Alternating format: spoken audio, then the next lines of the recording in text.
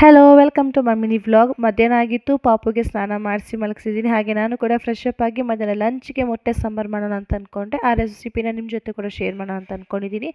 ಈಗ ನಾನಿಲ್ಲಿ ಮೊದಲಿಗೆ ಕುಕ್ಕರಲ್ಲಿ ಒಂದು ಸ್ವಲ್ಪ ಎಣ್ಣೆ ಹಾಕಿ ಚಕ್ಕೆ ಲವಂಗ ಏಲಕ್ಕಿ ಮತ್ತು ಜಾಪತ್ರೆ ಕೂಡ ಹಾಕಿದ್ದೀನಿ. ಮಸಾಲಾಗೋಸ್ಕರ ನಾನಿಲ್ಲಿ ಒಂದು ಹಿಡಿ ಕೊತ್ತಂಬರಿ, ಒಂದು ಹಿಡಿ ಪುದೀನ ತೊಗೊಂಡಿದ್ದೀನಿ, ಒಂದು ಟೊಮೆಟೊ, 2-3 ಈರುಳ್ಳಿ, ಒಂದು ಫುಲ್ ಬೆಳ್ಳುಳ್ಳಿ ತೊಗೊಂಡಿದ್ದೀನಿ.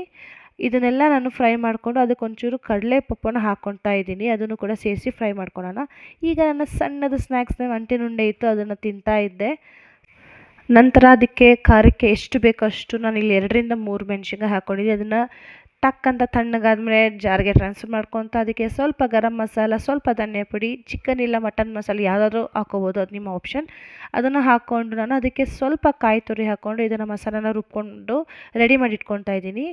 ಇದು ಆದಮೇಲೆ ಅದೇ ಕುಕ್ಕರಿಗೆ ನಾನು ಸ್ವಲ್ಪ 2-3 ಟೇಬಲ್ ಸ್ಪೂನ್ ಎಣ್ಣೆ ಹಾಕ್ಕೊಂಡು ಸ್ವಲ್ಪ ಈರುಳ್ಳಿ ಹಾಕ್ಕೊಂಡು ಚೆನ್ನಾಗಿ ಫ್ರೈ ಆಗಿ ಆದಮೇಲೆ ಮಸಾಲ ಹಾಕ್ಕೊಂಡು ಅದನ್ನು ಕೂಡ ಚೆನ್ನಾಗಿ ಫ್ರೈ ಮಾಡಿ, ಬ್ಯಾಡಿಗೆ ಮೆಣಸಿನ್ಕಾಯಿ ಕೂಡ ಹಾಕಿದ್ದೆ, ಅದನ್ನು ಹೇಳೋದು ಮರ್ತೋದೆ.